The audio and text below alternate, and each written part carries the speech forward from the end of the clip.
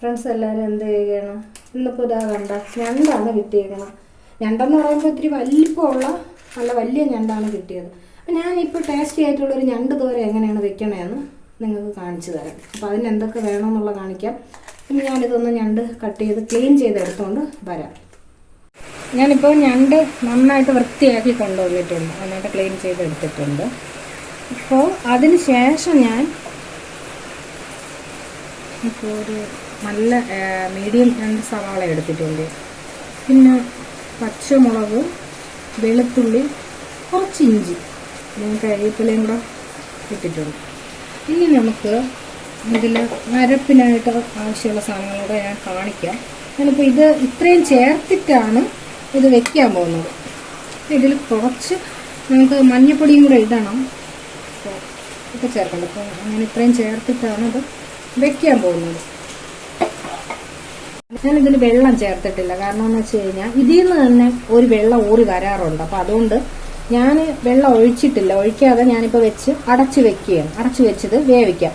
ആ സമയം കൊണ്ട് ഞാൻ അരയ്ക്കാനായിട്ട് എടുത്തിരുന്ന തേങ്ങ എടുത്തിട്ടുണ്ട്, ചെറിയ ജീരകം, മുളക് പൊടി 2 സ്പൂൺ മുളക് പൊടി ഞാൻ എടുത്തിട്ടുണ്ട്. പിന്നെ ഇത്തിരി മഞ്ഞൾപ്പൊടി എടുത്തിട്ടുണ്ട്, കുരുമുളക് പൊടി എടുത്തിട്ടുണ്ട്. എങ്കിലേ അതിനൊരു ടേസ്റ്റ് വ്യത്യാസം കാണുള്ളൂ. നല്ല ടേസ്റ്റാണ്. അപ്പോൾ ഇത് നമുക്കൊന്ന് അരച്ചെടുക്കാം. ഇതിലേക്ക് നമുക്ക് ആവശ്യത്തിനുള്ള ഉപ്പ് ചേർത്ത് കൊടുക്കാം. നമുക്ക് ആവശ്യത്തിന് ചേർത്ത് കൊടുക്കാം. എന്നിട്ട് അതിന് ശേഷം നമുക്ക് അരപ്പ് ചേർക്കാം.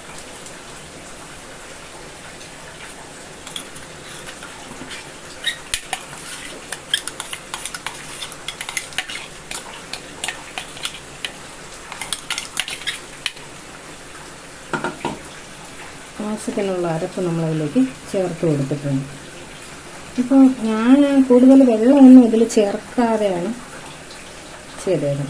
ഒരു പക്ഷേ ഇതങ്ങ് ഡ്രൈ ആയി പോകണമെന്നുണ്ടെങ്കിൽ നമുക്ക് ആവശ്യത്തിനുള്ളിൽ വെള്ളം ചേർക്കാം.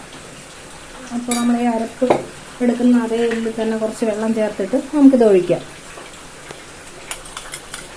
അപ്പോൾ അരച്ചെടുത്ത ജാറിൽ നിന്ന് കുറച്ച് വെള്ളം ചേർത്തിട്ട് നമുക്കിത് ഒഴിച്ചു കൊടുക്കാം. ഒഴിച്ചതിന് ശേഷം നമുക്കിതൊന്ന് തട്ടിപ്പൊത്തി അടച്ച് വയ്ക്കാം. അപ്പോൾ അവിടെ ഇരുന്ന് ഒന്നുകൂടെ ഒന്ന് വേകട്ടെ. കണ്ട നല്ല ടേസ്റ്റി ആയിട്ടുള്ള ഞണ്ട് തോര ഇവിടെ റെഡി ആയിട്ടുണ്ട്. അപ്പോൾ ഇനി നമുക്കിതിലേക്ക് ഒരല്പം കുറച്ച് എണ്ണ എടുത്തിട്ട് നമുക്കൊന്ന് കടുവറുത്ത് ഒഴിക്കാം. ഇവിടെ കടുവറുത്ത് വെച്ചിട്ടുണ്ട്. അപ്പോൾ അതിൽ നിന്ന് നമുക്കിതിലേക്ക് ഒന്ന് ചേർത്ത് കൊടുക്കാം.